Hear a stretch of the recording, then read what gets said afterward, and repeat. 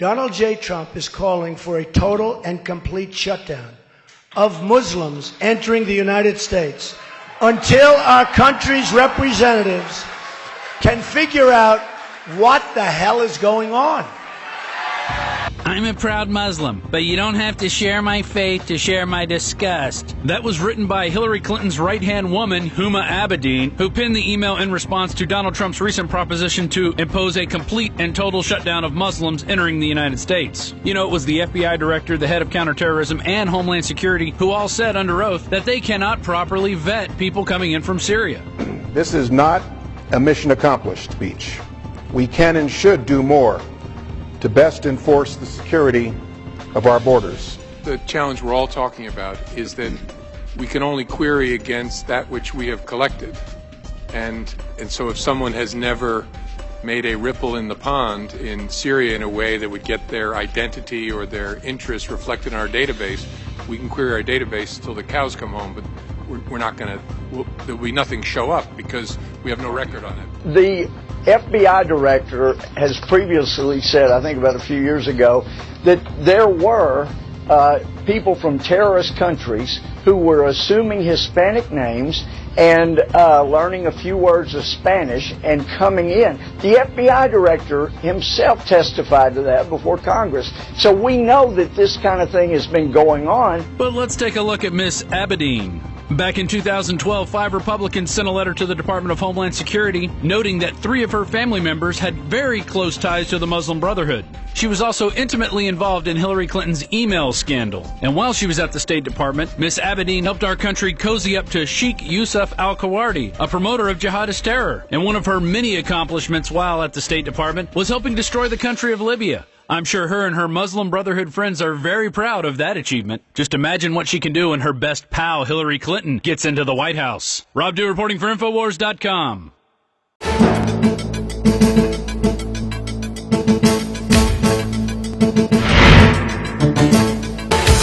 और अब फटाफट एक नजर आज की कुछ और बड़ी खबरों पर। बीजेपी के राज्यसभा सांसद सुब्रमण्यम स्वामी ने प्रधानमंत्री नरेंद्र मोदी को चिट्ठी लिखकर यूपीए सरकार के डाटा मैनेजमेंट और जीएसटी में हिस्सेदारी का हिसाब किताब एक निजी कंपनी को सौंपने के फैसले की समीक्षा करने की अपील की है।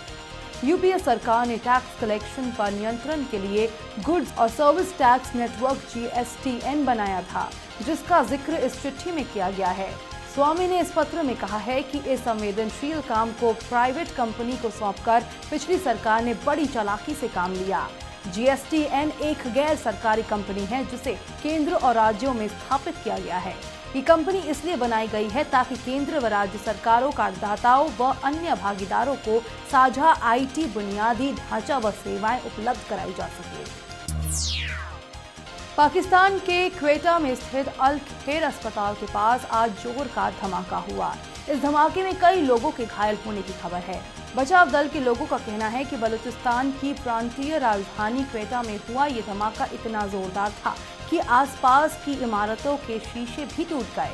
हालांकि पुलिस धमाके से जुड़ी जानकारी जुटा रही है। सुरक्षा बलों ने मौके पर पहुंचकर धमाके से जुड़े सबूत इकट्ठा कर लिए हैं। राहत और बचाव दल ने घायलों को अस्पताल में ले जाने का काम भी शुरू कर दिया है। इससे पहले सोमवार को क्वेटा में ही सिविल अस्पताल में हुए धमाके में तकरीबन 100 लोग मारे गए थे, जिनमें से अधिकतर वकील और पत्रकार थे। मुंबई पुलिस की जांच में सामने आया है कि विवादित उपदेशक जाकिर नाइक के बैंक अकाउंट्स में पिछले 3 सालों में 3 अलग-अलग देशों से 60 करोड़ रुपए आए हैं। नाइक के परिवार के सदस्यों से जुड़े 5 बैंक खातों में ये रकम जमा की गई है। एक अधिकारी ने बताया कि हम अभी तक ये नहीं पता लगा पाए हैं कि ये रकम किस मकसद से जमा की गई है। हमने जांच की और इस लेन देन का पता लगाया। अधिकारी ने साफ किया कि ये बैंक खाते नाइक के NGO से जुड़े नहीं हैं, बल्कि उसके अपने हैं। हालांकि इस सिलसिले में IRF के दूसरे अधिकारियों से अभी तक पूछताछ नहीं की गई है। मणिपुर में सशस्त्र बल विशेष अधिकार अधिनियम हटाने की मांग लेकर लगभग 16 सालों तक संघर्ष करने वाली इरोम शर्मिला अब समाज की मुख्य धारा में लौटना चाहती है उनका कहना है कि अगर लोग उन्हें राजनेता के रूप में खारिज कर देंगे तो वे शादी कर लेंगी। शर्मिला ने हाल ही में अपना अनशन तोड़ने की घोषणा के साथ ही ये भी कहा था कि वे अगले साल मणिपुर में होने वाले चुनाव में उतरेंगी और शादी भी करेंगी। हालांकि सूत्रों के मुताबिक शर्मिला ने कल कहा कि वे अपने निजी जीवन पर तब ध्यान देंगी जब लोग उन्हें नेता के रूप में नकार देंगे, जिसके बाद जिंदगी का नया अध्याय शुरू करते हुए वे शादी कर लेंगी। JNIMS अस्पताल में भर्ती शर्मिला ने बुधवार को हॉर्लिक्स के साथ सूप भी पिया। हालांकि उन्होंने अब तक ये साफ नहीं किया है कि वे अस्पताल से निकलकर कहां जाएंगी। महाराष्ट्र के रायगढ़ में मुंबई गोवा हाईवे पर बना पुल ढह जाने से पानी में बही 2 बसों का मलबा नदी से निकाल लिया गया है। नेवी टीम ने नदी से बसों का मलबा निकाला है। नदी से अब तक 26 शव निकाले जा चुके हैं। महड़ पुल ढहने से 2 बसें और 2 कारें 2 अगस्त को लापता हो गई थी। बसों का मलबा पुल से लगभग 170 और 200 मीटर की गहराई में मिला है। महाराष्ट्र के महाड़ में एडिशनल SP संजय पाटिल ने बताया कि पिछले 8 दिनों से नदी में गिरी बसों को खोजने का काम जारी था। नेवी टीम ने आखिरकार बसों का मलबा ढूंढ निकाला है। डीजल से चलने वाले इंजन वाली रेलगाड़ियों की जगह भारतीय रेलवे जल्द ही तेज रफ्तार से चलने वाली इलेक्ट्रॉनिक ट्रेनों को पटरियों पर उतारने जा रही है। रेलवे ने इसके लिए पहल शुरू कर दी है और छोटे रूटों पर डीजल इंजनों की जगह इलेक्ट्रिक MEMU ट्रेन उतारने शुरू कर देगी। इसका उद्देश्य ट्रेनों की रफ्तार 25 किलोमीटर प्रति घंटा बढ़ाने और डीजल से फैल रहे प्रदूषण को कम करना है। रेलवे के अधिकारियों ने कहा कि इलेक्ट्रिक इंजन का इस्तेमाल करने से ईंधन पर होने वाले खर्च पर कटौती होगी, क्योंकि बिजली सस्ती पड़ती है। ये पहल मिशन रफ्तार का हिस्सा है, जिसका ऐलान रेल मंत्री सुरेश प्रभु ने इस साल रेल बजट में किया था। अपने बयानों को लेकर सुर्खियां बटोरने वाले डोनाल्ड ट्रंप ने अमेरिकी राष्ट्रपति बराक ओबामा पर संगीन आरोप लगाया है। उन्होंने कहा है कि IS की स्थापना में ओबामा का हाथ है। मध्य पूर्व से लेकर यूरोपियन शहरों में IS का खौफ ओबामा की बदौलत ही है। इस दौरान उन्होंने राष्ट्रपति को उनके पूरे नाम बराक हुसैन ओबामा से संबोधित किया। फ्लोरिडा में एक रैली के दौरान डोनाल्ड ट्रंप ने कहा कि IS का संस्थापक कोई और नहीं, ओबामा ही है। उन्होंने कहा कि हिलेरी क्लिंटन IS की सह संस्थापक है। राष्ट्रपति ओबामा के धूर विरोधी डोनाल्ड ने उन पर पहले भी कई आरोप लगाए हैं। इस न्यूज बुलेटिन में फिलहाल इतना ही। ताजा तरीन खबरों को जानने के लिए जुड़े रहिए मेट्रो टीवी से। नमस्कार।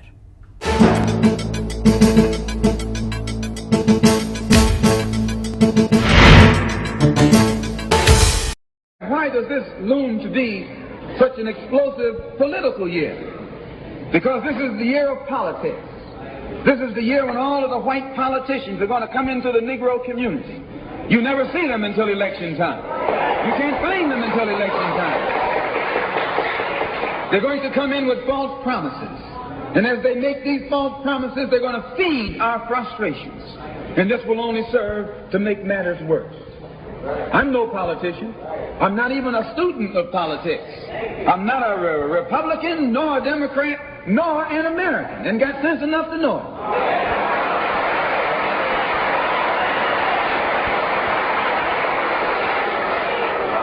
I'm one of the 22 million black victims of the Democrats.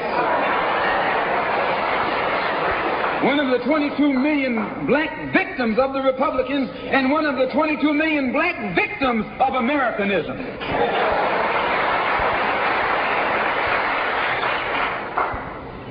And when I speak, I don't speak as a Democrat or a Republican. I speak as a victim of America's so-called democracy. You and I have never seen democracy. All we've seen is hypocrisy.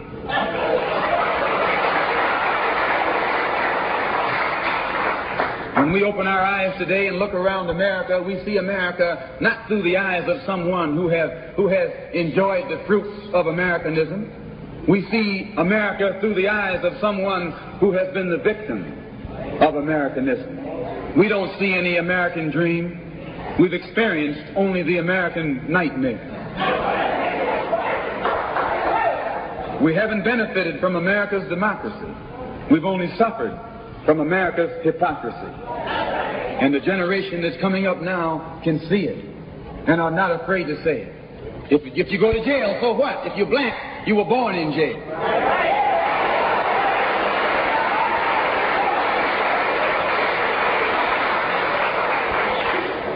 If you black, you were born in jail. In the North as well as the South. Stop talking about the South.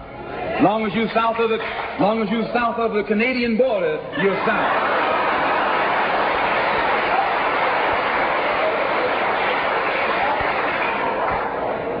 Don't call Governor Wallace a Dixie governor. Romney is a Dixie governor.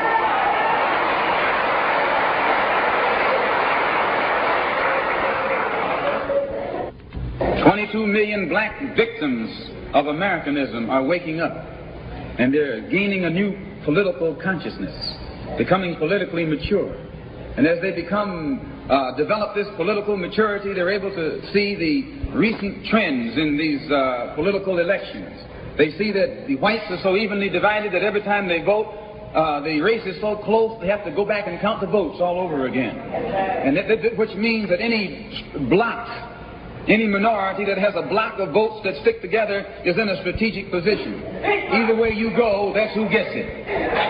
You're in a position to determine who'll go to the White House and who'll stay in the doghouse. You're the one who has that power.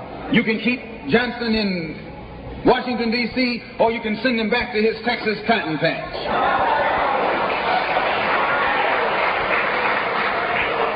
You're the one who sent Kennedy to Washington. You're the one who put the present Democratic administration in Washington, D.C.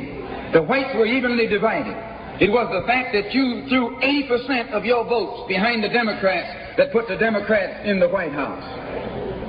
When you see this, you can see that the Negro vote is the key factor. And despite the fact that you are in a position to be the determining factor, what do you get out of it? The Democrats have been in Washington, D.C. only because of the Negro vote. They've been down there 4 years. And all other legislation they wanted to bring up, they've brought it up and gotten it out of the way, and now they bring up you. And now they bring up you. You put them first and they put you last. Because you're a chump.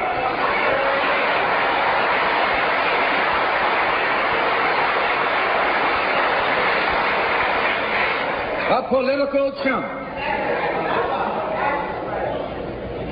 In Washington, D.C., in the House of Representatives, there are 257 who are Democrats. Only 177 are Republicans. In the Senate, there are 67 Democrats. Only 33 are Republicans. The party that you bash controls 2/3 of the House of Representatives and the Senate, and still they can't keep their promise to you because you're a chump.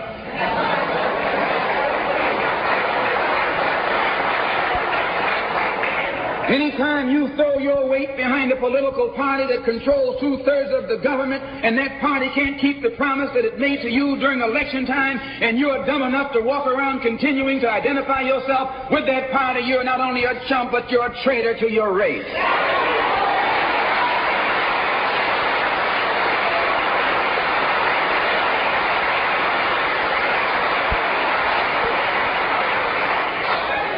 And what kind of alibi do they come up with? They try and pass the buck to the Dixiecrats. Now, back during the days when you were blind, deaf, and dumb, ignorant, politically immature, naturally you went along with that. But today, as your eyes come open and you develop political maturity, you're able to see and think for yourself. And you can see that a Dixiecrat is nothing but a Democrat in disguise. You look at the structure of the government that controls this country. It's controlled by 16 senatorial committees and 20 congressional committees. Of the 16 senatorial committees that run the government, 10 of them are in the hands of Southern segregationists. Of the 20 congressional committees that run the government, 12 of them are in the hands of Southern segregationists. And they're going to tell you and me that the South lost the war.